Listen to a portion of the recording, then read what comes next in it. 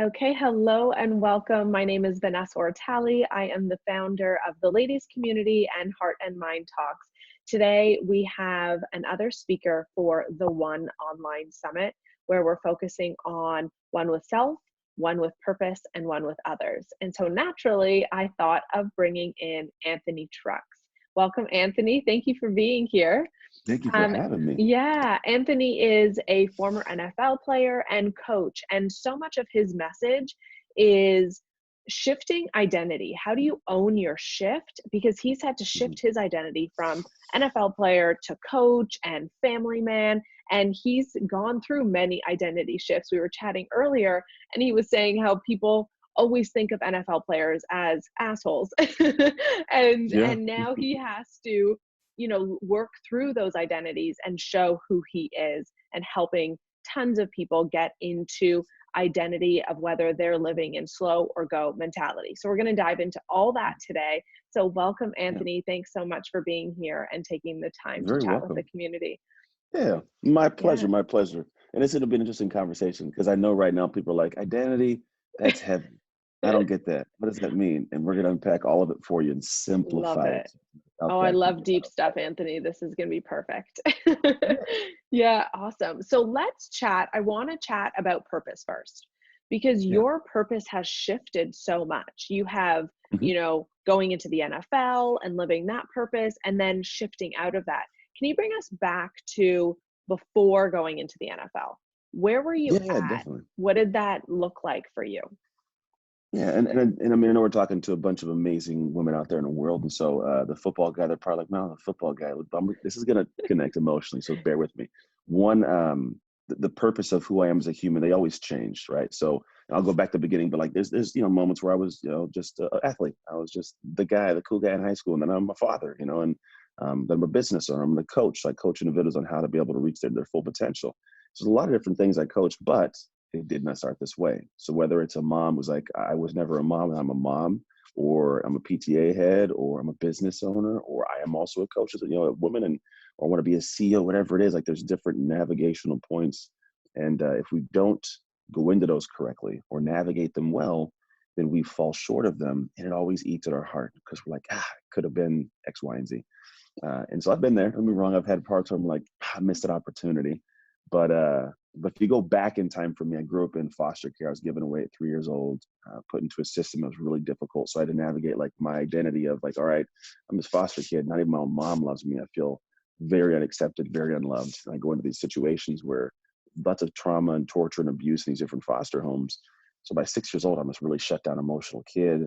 I end up with a family that's now my family. The unique thing at the time, we're really, really poor, only black kid in an all white family. So now I have this weird identity, like my shirt, black and white. So I had a lot of weird situations in family. And then, I get to this point of like, I want to try something new. And we all want to try something new. It's just how life is. Like, there's something cool. I want to go get it. For me, that was football.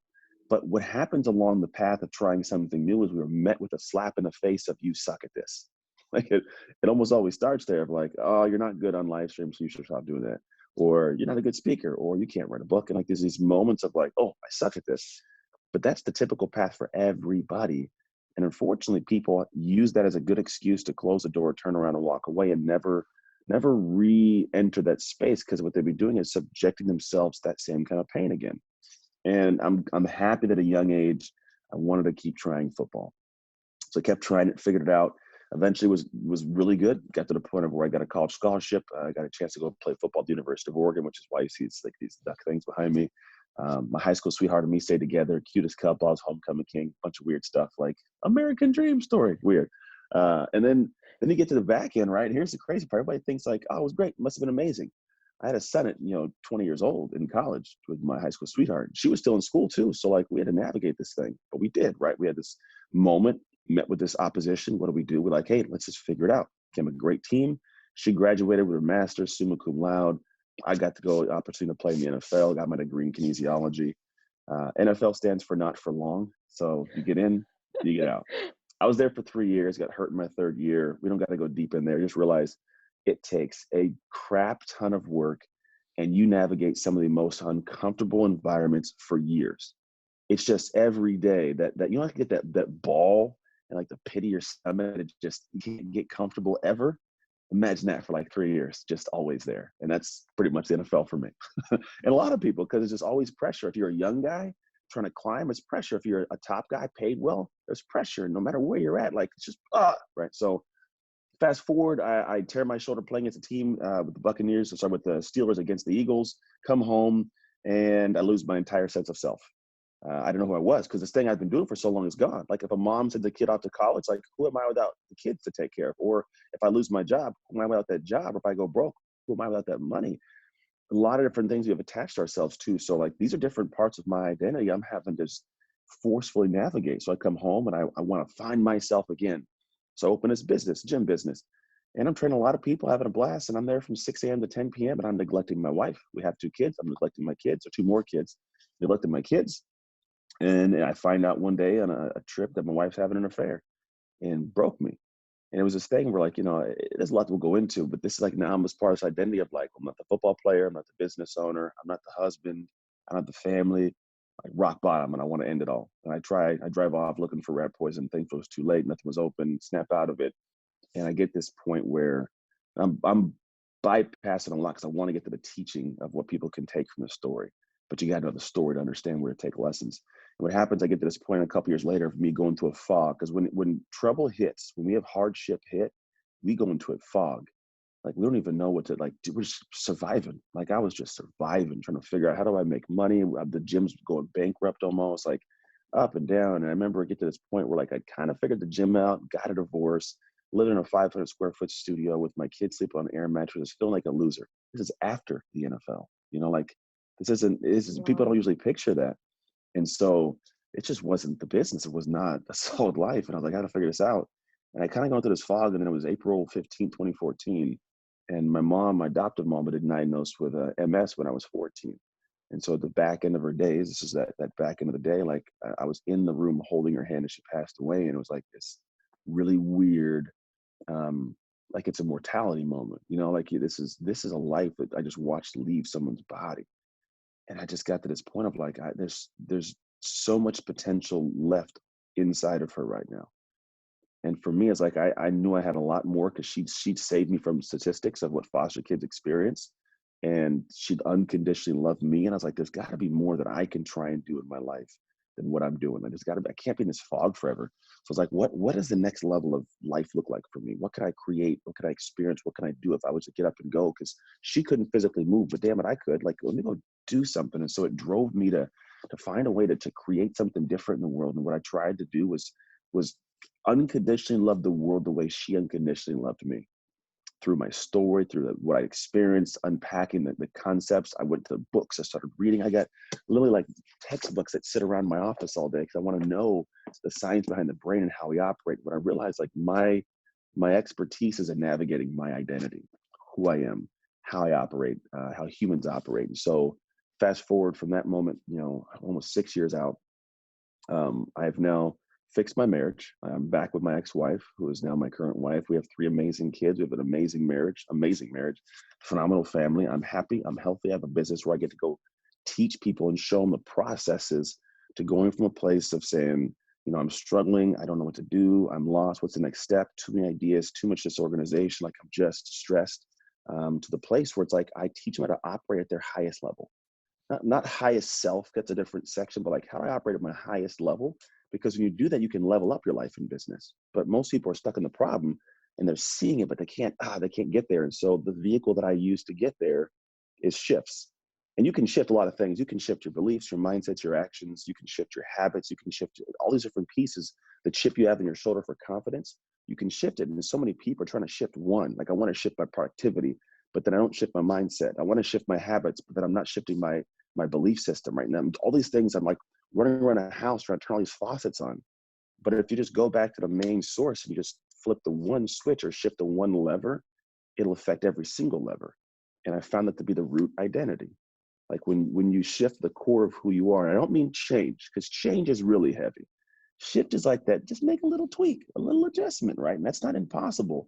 But if you do it long enough, you go from being this person who's here, just that little shift, like, I get a whole different end destination. I get a new trajectory. And that's what I do. I go to the core of it to shift that one that shifts all of it, that helps you operate your highest level. And that's been the culmination of life. and books and tons of clients and a lot of ups and downs, but that's what I do in life now. Yeah, I love how within your story, you were able to take those hard times and shift out of them. So Yeah. if and just look at it differently. If people are obviously there are elements of that story that everyone can resonate with. If people are feeling like they're stuck right now and they're, Mhm. in that place where you were when you had no money with your kids in a place by yourself, what are some things and steps that people can take today to bring them out of that place so that they can see that there's so much more left in them and more potential for them to accomplish? Yeah, yeah. So I have a process. It's three stated. It's literally how my entire company and process works. So it's C sacrifice, or sorry, C shift sustain, but shift creates sacrifice. But what you start with for us is always going to be a matter of seeing what's going on, and it's very difficult because the things that you have to see they come with pain. They just do. Like part of me fixing my marriage was as a man coming in and saying, "Look, my wife had an affair." And most people would be like, "I hate you. You're horrible." But it took a lot for me to go back and say, "Wow, well, you know what? She made a crappy decision, but she didn't get to a place of having to make a decision by herself." So part of me had to see and step back. And what I find is like it brings back a power. A lot of us lose our power because, and when I say power, it's like the thought that we have control. It could be physical power, but if I don't feel like I have a control, I don't take an action. I feel helpless. So at the end of the day, if I don't feel like I can do something in that area, it's because I feel helpless. And what happens when I go back and take the power, it comes with pain of realization of I gotta accept this about me. So for me, the biggest thing to tell people is you have to take a look at the thing that someone might have been telling you already. Someone's been pointing out, but you're removing them. I remove crazy people from my life. Like, yeah, remove crazy people, but they're maybe not all crazy. They might be saying the same thing and you just don't want to hear it. But if you listen, it might give you that wise up of like, all right, let me accept this. And it sucks because it means you have to swallow your pride. But that's what it is. If you can swallow the pride, push the ego aside a little bit, the negative ego, you can actually do something. And then the biggest thing I tell people, action ends suffering. Just does. We can sit and stew about a problem for far, far too long because we spend 95% of our time thinking about this, crazy thing, how bad it was, how much I suck, all this negative.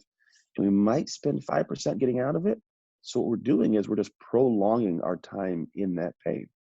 But if I step back and say, well, what if I just spent 95% of my time taking an action when I don't even feel like it? Like it's the time that you don't feel like taking the action is the time you have to.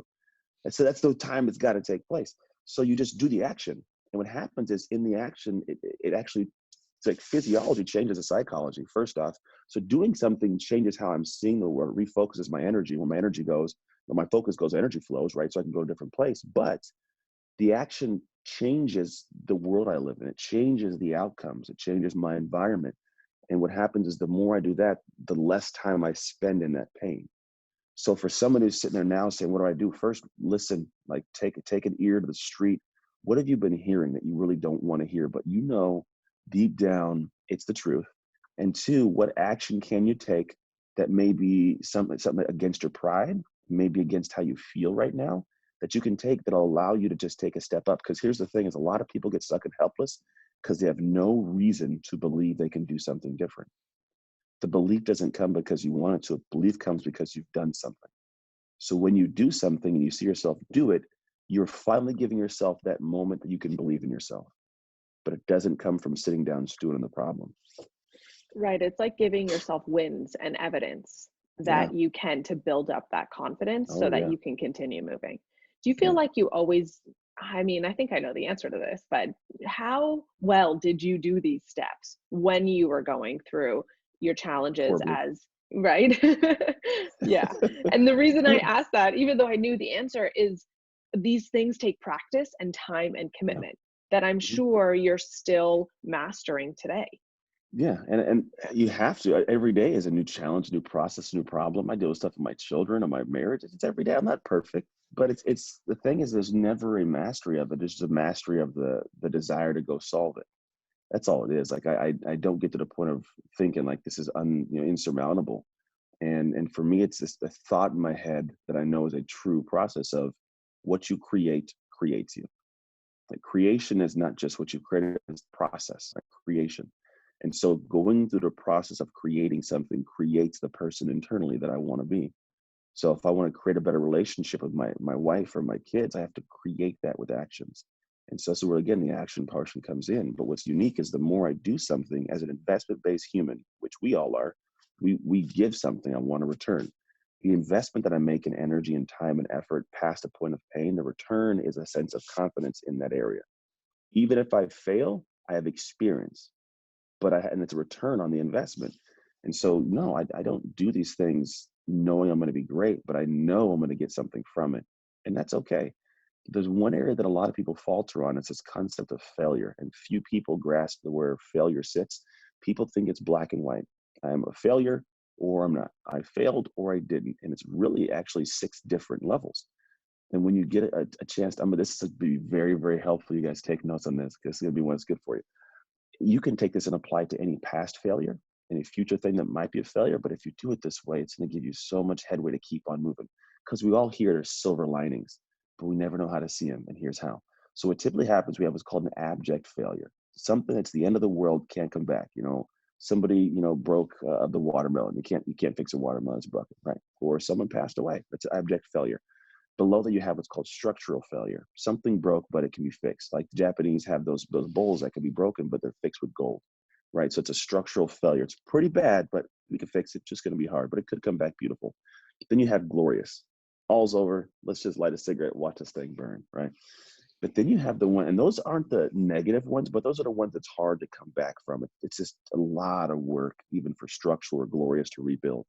But then you have the ones that are really where a lot of our problems fall, but we don't think about it. What you have is a common failure. So common is more of like, it's why the I'm sorry apology was created, right? It's just like, I apologize, I made a mistake, I didn't mean to do this. Below that, you have what's called a version failure. So version is like, this version failed, but I learned something so I can make a new one. The iPhone, right? The version 1, iPhone 1. We're at iPhone 12 right now, probably, I don't know. We got a whole, but maybe it's 11. So of all these different things, right? We're in the future, people, it could be 12. But you have this version, and what happened, I put the first version out imperfect, and then I learned that I made a new version. Then you have below that predictable, like sports. I know when I go to the field, I'm going to get yelled at. I just know it. I hire a coach because I know I'm going to get yelled at and told I'm wrong. It's predictable. So when something happens, I don't feel like it's the end of the world. But here's what happens with life. People go through life and everything is abject. Everything's the end of the world. They broke up with me. I'm unlovable.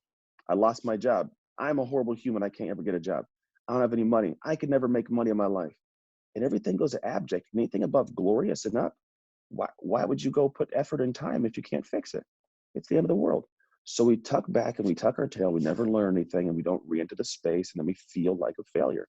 But if you think about it like the relationship, like, no, that could have been a version, which usually is that version of you in that relationship. It did break it. But what did you learn so version 2.0 is better, right? Or maybe you went into this career and this job and you didn't like it in the first place. You knew this wasn't the end. It's a stepping stone to something. So you got fired. You're not unemployable. It's just you predicted you would probably at some point like lose the job. You didn't want to, but damn it, it's predictable. Like you get a new job. You know it's going to change in time, right? All these different things take place. And so with me, when I look at life, when I go towards things, I'm like, all right, let me go into this before anything starts with a version mindset. I want to have a version of like in my head, what am I going to learn from this craziness that may teach me something I can apply so I can make a better version. It's not the end of the world if I don't get this booking or you don't go, whatever it is, let me learn. And so I get better and better because I'm going in with a mindset of it's not the end of the world. This sounds like it also links to identity because it's your Always. identity shifting and version. Can we chat a little bit more about identity and what Hell identity yeah. means to you? Yeah, I know this is your jam. Yeah. It's my jam. It's my world. It's the Yeah. stuff that I spend time on. So identity, it's the core. The way I look at it's kind of like it's who you are when you're not thinking about who you are. In science base, actually, the basiness. If you go to your brain, it's a part of your brain that if I said, "Hey, talk about yourself," you would go to a conscious spot of your brain, it would light up and start talking. But the part of who you are sits in default mode network actually. And so when you start daydreaming about thoughts and likes and desires, that lights up, and that's who you are. So literally, you are who you are when you're not thinking about who you are. And that's key if you think about the actions I take all day. When I'm not thinking consciously about the actions in a way, I just kind of go with the flow. that person does things that creates outcomes, that creates who I am, right? And so when you start thinking about actions and reactions and belief systems and thoughts and all these kind of things, what happens is your identity is in the background, always running you, just like a computer would run you. And the software we have runs our hardware of our body all day, every day. And unfortunately, some people have software from like 1985. They're running off Windows, 97. and they can't figure out why I can't get something created. Well, at the end of the day, like the baseline operation of who you are has a certain output. And the output you have isn't what you want. It's this not perfect thing. And I call it an identity gap. There's a gap between the person you are and what you have and the person who has everything you want. Because if you were that person, you would have those things already. And so what I'm always looking to do is close these gaps for people. And it happens through the vehicle. You talk about like a vehicle driving from one point to the next, the vehicle of making a shift. Because what happens is when I start shifting ways I think and operate, I start closing the gap between that person. All of a sudden, at some point, I'm that individual without even thinking about it. So think about this way, the emotional overwhelm a lot of people get when they think about the tactics they have to apply, the strategies, the systems they have to learn, like the conversations they have to have. That stuff gets overwhelming. It's like, oh my gosh, that's just so much. But they look at the people who are successful and they're doing it like it's like their typical Tuesday. How does Susan do that? Well, I'm not like Susan. Susan's special. No, Susan just spent more time. She invested and got the return, right? But what it is there's a point in time where if you do something enough, you start to master it a little bit. You go back, we talked about earlier investment bias, just keep re-entering the process. And what was a 10 at first of overwhelming pain becomes a 9, and then it becomes an 8, and a 7. It goes down. Eventually, it doesn't go to 0, it turns to joy. Like the thing that I used to hate and be scared of doing, I learned it, mastered it. Now I have joy in doing that thing out for the world. And so when you look at all the things that people are trying to do to close these gaps, the gap really is closed with finding out how to stay in it long enough to get to the point where you minimize the pain because you get the skill and get some success. And now where you didn't like picking the phone up, you get joy picking the phone up because it's who you are. And you know you're changing a life when you get somebody to sign on. Or if I didn't like, doing web development stuff, I'm making something up. Like I like creating websites. Look how cool it is. And someone says, hey, great job. I used to be scared of this. I love this. And what's unique now, it's who you are. And the beautiful part is when it becomes who you are, it just naturally flows. And I call it your ego armor. Like there's this base of us that has an armor around who we are. And the ego, everybody thinks is a bad thing. When realistically, the ego is like this incredible, amazing thing because my ego shows up and yours shows up in the actions that we take every day, thinking about it, not thinking about it. And I have an ego. We all have egos that can be negative, but my ego showed up when I was a football player and going to practice, lifting weights, eating food, because I wanted to protect the identity inside who I was. I call it my ideal identity. I wanted to protect that and make it still feel comfortable. And the stronger the identity, the thicker the armor. So what happens, the more I do this process and get this thing going, the more I do this thing with effortless effort. I just do it because the ego shows up in the action. So for moms, like, how if I say I'm a good mom, like my kid gets up and throws up in the middle of the floor in the middle of the night, I clean it up because a good mom does that. If they need to go to practice, I'm cancel myself from going. Some people take it too far and they don't take care of themselves at all. But they've got this thick ego armor on the identity of just mom. But they don't have like amazing leader or amazing coach or CEO tucked in there. They say they want it, but they haven't taken the actions long enough to tuck it inside to have the actions protect that. And so what ends up happening is a lot of people don't grasp like your identity, man. When you get that thing dialed in, you build a good thick armor around what you want, like you'll naturally go from that overwhelm towards that thing to where it feels weird if you don't do it. You find joy within it. And that's how successful people are operating all day, every day. You think Susan's special. Susan just has a thick armor around some actions she's been doing long enough to develop this ideal identity. Yeah, and I think what you said at the end there is so important because Susan, if we continue with this example, she's Yeah. created what it means to her and what her identity Mm-hmm. means to her. And I think so Yeah. many people get caught with the word identity or labels because they think, oh, I'm a mom, I'm a No. dad, I'm an athlete, this is what this Mm-hmm. has to mean. And they haven't taken that time to dive deeper Mm-hmm. to the elements of leadership and what they want that identity to actually look like You got to for architect it. them. Yeah, Yeah. we are, for me, we architect and activate it. Like we Yeah. architect design. Like, what do you want this to look like? It's rooted in the actions. It's that, I call it your secret self. Like what do you want to create in secret that's going to be Mm, yourself for the future? And then you architect the structure of it, which is like, what are my belief systems? What do I value?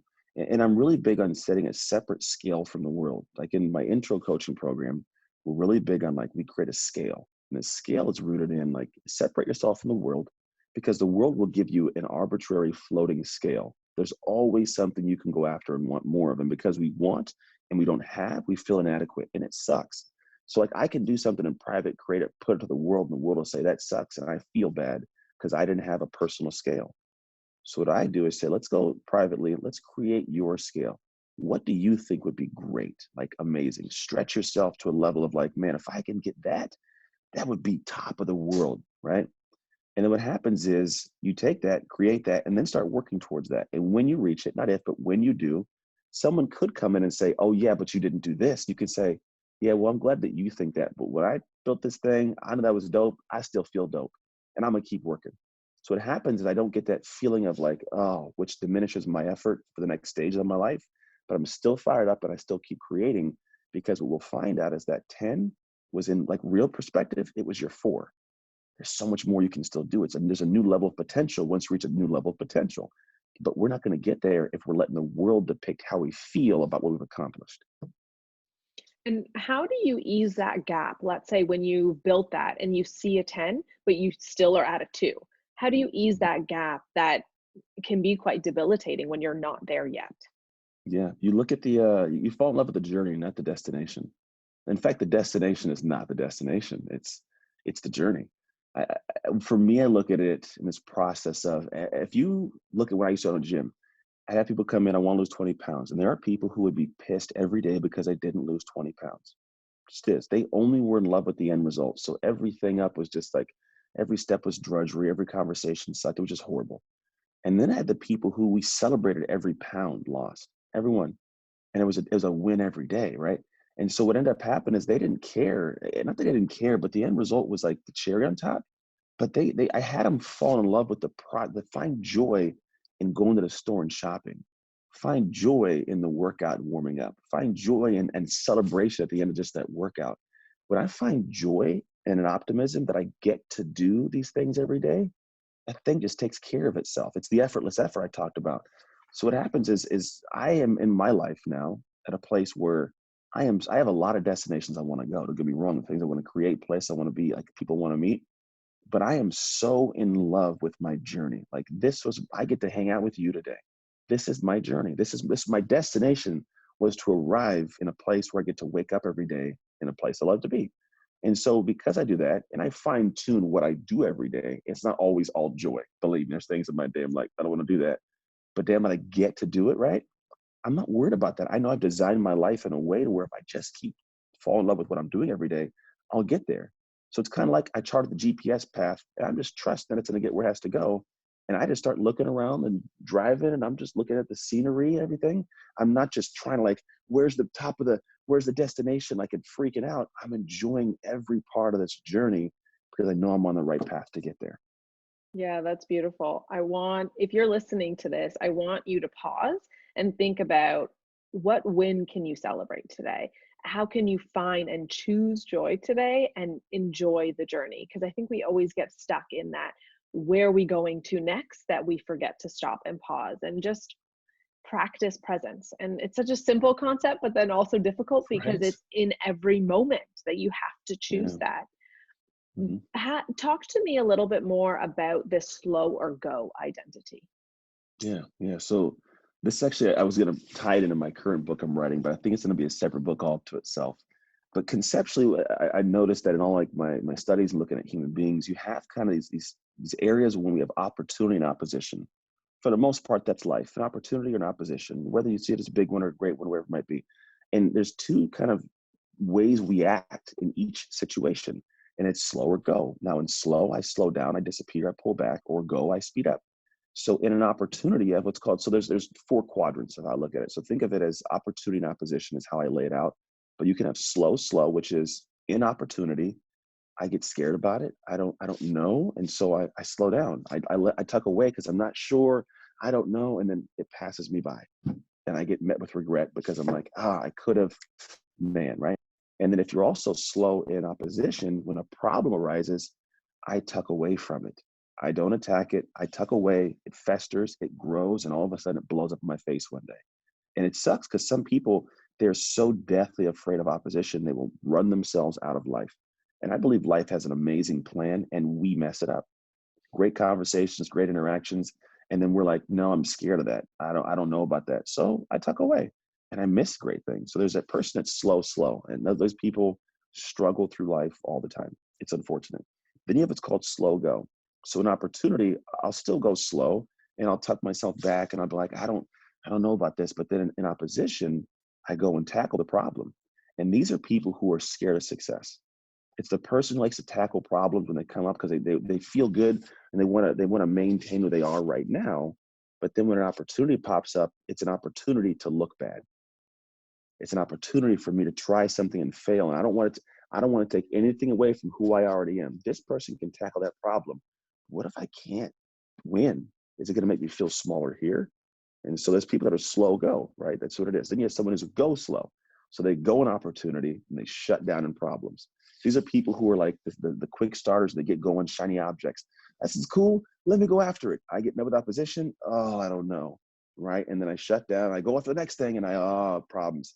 So these people, they're very struggle.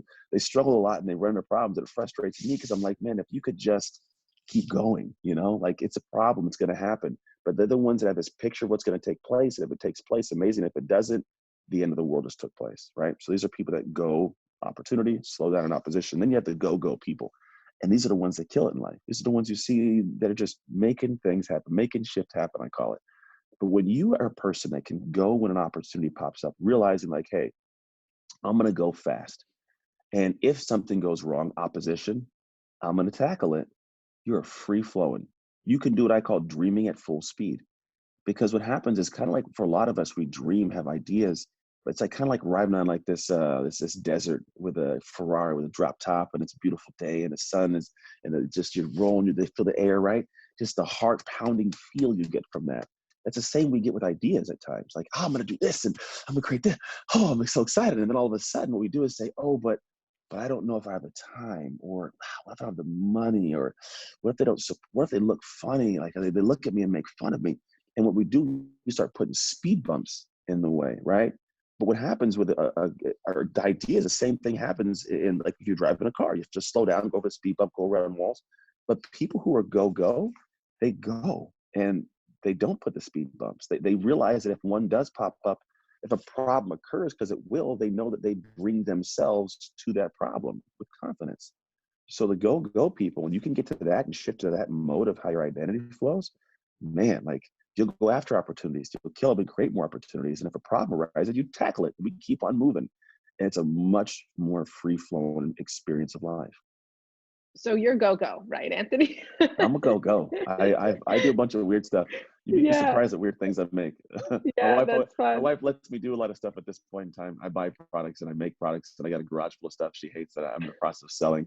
It's amazing. I get a bunch of ideas. I'm like, well, we're gonna figure it out, and we do. Yeah, that's fun. Were you always a go?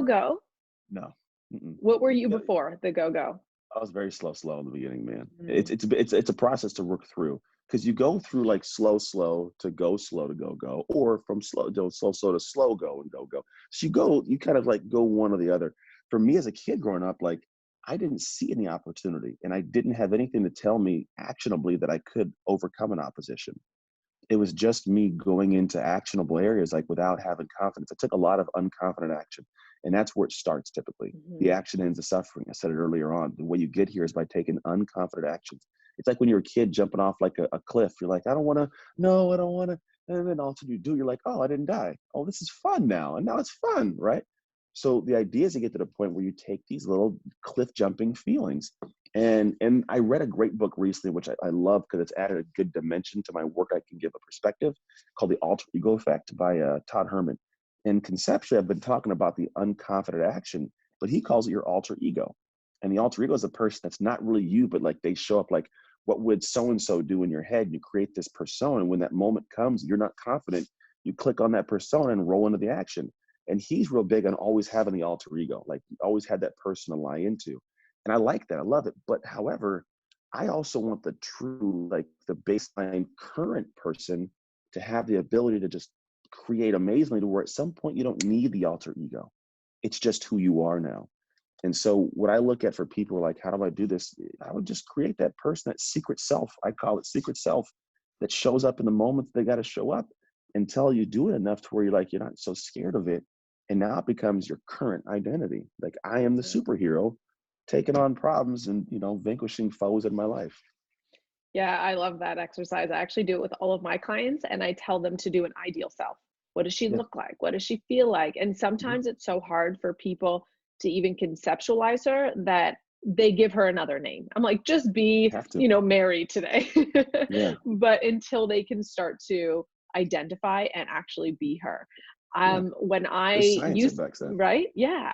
I used to be go slow before I went to go go. So I Mhm. would get really tripped up on I'd have a problem and I would be like, oh shit, like I suck. Yeah. Right. And then, yeah, so that's why I also love how you frame the failures because I could see my old self going into oh, this is the end of the world because this happened. Yeah. Right. And then you just Mhm. get into problem solving and you get better at problem solving. If Yeah. people want to figure out who they are in that go slow, I know you have a little quiz that they can do. So it's Yeah. at where can they find it? Sloworgo.co. It's a checklist. You can go to Okay, sloworgo.co. It'll give you some breakdowns to figure out where you sit based on some information we share in there. that's awesome. Cool. And when Yeah. does your next book come out? Ooh, it should go out in May or June. I'm writing it now. I'm gonna Okay. self-publish it. I'm gonna put out on Yeah. my own. And the reason I'm gonna do that is because I want it to be the book that anchors the concepts of identity. So it's called Identity Shift. I don't know the tagline outside of that right now. Something about operating the 7 levers of life to upgrade your humanity because we tie the computer concept into it. I'm still playing with the Mm, tagline, but I do know it's going to cool. be called Identity Shift and having people get the concept of how this is really the root. Because mindset's a powerful thing that people grab right now, but mindset's a piece of it. There are a lot of people with great mindsets who are sit on the couch just broke. Like, I can do it, but they take no action.